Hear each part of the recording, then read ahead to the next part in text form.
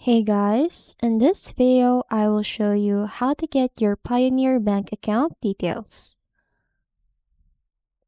Now, once signed in, look at the left side of your screen, click on Get Paid, select on Receiving Accounts. Now, in the Pending Accounts, this is where you'll be able to see your accounts that is under review. If your account is approved, you'll see your bank details under the Approved Accounts section. And instead of Provide Documents, what will you see is the Review Details instead of this. Now, if you don't have any bank account added yet, click on the Request Account.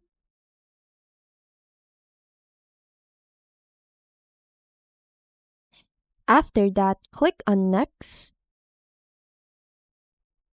And then after that, select the countries for which you'd like local bank account details, and then click on Next.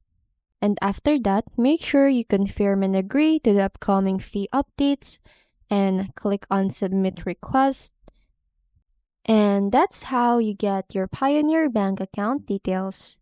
Thanks for watching and I'll see you on the next one.